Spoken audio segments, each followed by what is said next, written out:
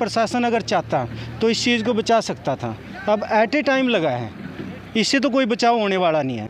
ज़मीन चली गई कोई बड़ी बात नहीं है, सबसे बड़ी बात है गांव लालूपुरा को बचाना। बड़े आगे जो गांव हैं वो बिल्कुल नहीं बचेंगे। प्रशासन भी अब तीसरे दिन बाद आया जब हमारे कम से कम 100 एकड़ से ज़्यादा ज़मीन चली गई कि आप कौन होते हो, जैसा जी करेगा वैसा लगाएंगे, मगर लगाइए।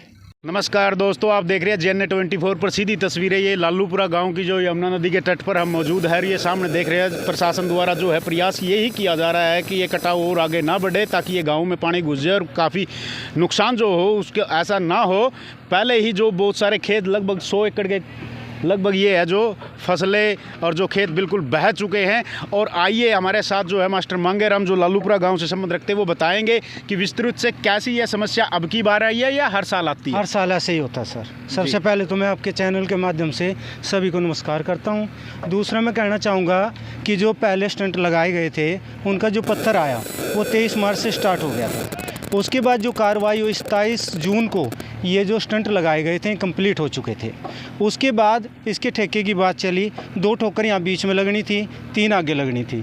DC यहाँ मूर्त करके गए, उसके बाद किसी ने ठेका नहीं उठा। दूसरी बात, प्रशासन अगर चाहता तो इस चीज़ को बचा सकता था। अब एट ए टाइम लगा है, इससे तो कोई बचाव होने वाला नहीं है।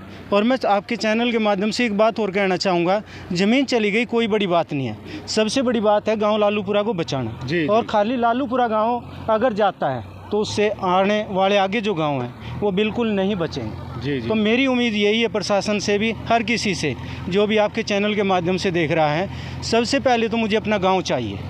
ज़मीन अगर नहीं हुई तो अगर हमारा गाँव रहेगा तो खाने की हमें कोई दिक्कत नहीं है, गाँव हमारा बहुत अच्छा है, अच्छा साथ देगा। किंतु प्रशासन को ये चीज़ 1 महीना पहले, यानी जब उसने पीछे 23 मार्च को या 27 मार्च को ध्यान दिया था तो उस चीज़ पे ध्यान देता। अब करने का क्या फ़ायदा है, जितने झाड़ इसके अंदर डाले जाएंगे उतनी हैवी ज़्यादा होगी जमना। जी देखिए, मास्टर जी ने बताया कि यदि समय रहते इसकी जो ठोकरें हैं उनको और मजबूत किया जाता तो कहीं ना कहीं ये कटाव दूर रहता और ये गांव की तरफ नाता ना ही खेत बहते। लेकिन मैं अपने चैनल के माध्यम से क्या देना देता हूँ कि ये हमें जो है संकट की घड़ी है, ये त्रासदी आई हुई है और हम सबको मिलकर इससे पार पाना है। इसके लिए जो है प्रशासन अब आपके गांव के जो भी आप पदाधिकारी हैं या संवैधानिक पदों पर है या सरपंच है, उनके निरंतर टच में है और प्रशासन बिल्कुल चाक चौबंद यहाँ पर नज़र आ रहा है। प्रशासन भी अब तीसरे दिन बाद आया जब हमारे कम से कम 100 एकड़ से ज़्यादा ज़मीन चली गई। उसके बाद में तो कोई किसी ने भी आकर नहीं देखा।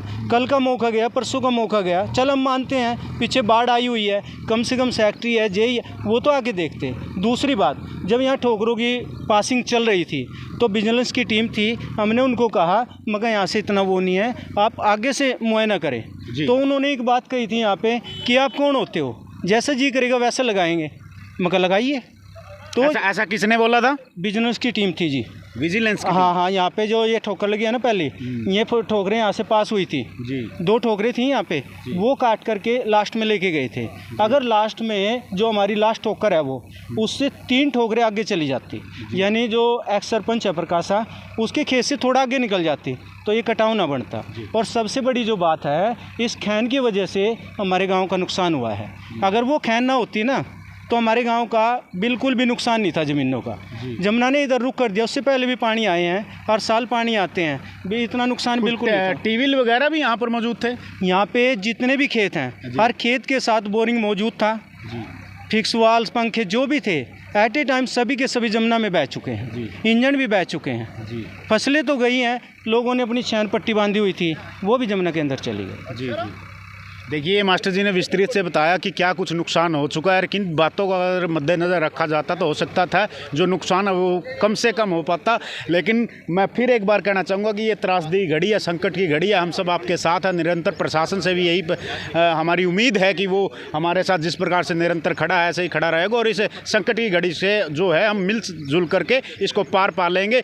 और मैं बता देना चाहता हूँ, हमने बड़ी बड़ी त्रासदियाँ झेली। हम उत्तराखंड का वो पिछला वाक़या भी मैं आपको बताता हूँ, जो ऐसा ही मंजर वहाँ पर भी था, हम उससे भी उभर करके आए। हमने भूकंप भी देखे, हम उससे भी उभर के आए। और इस संकट की घड़ी में भी हम निश्चित तौर पर ये विश्वास करते हैं कि हम सब लोग आपस में मिल के एक दूसरे के दुख सुख का साझी बन के कंधे से कंधा मिला के इस जो है त्रासदी से भी पार पाएंगे। आप देख रहे हो GNA24। इस खबर को ज़्यादा से ज़्यादा शेयर करें और लाइक करें। और आपसे एक ही प्रार्थना है, यदि यमुना के तट के लगते जितने भी गाँव उनके जो भी सगे संबंधी है, निरंतर उनसे संपर्क बना के रखिए। और यदि आपको किसी प्रकार की भी ऐसी सूचना मिलती है तो जैसी आपसे सहायता बन पड़ती है ऐसी सहायता आप करना। इस खबर को ज़्यादा से ज़्यादा शेयर करें, लाइक करें और कमेंट में अपनी राय जरूर दें।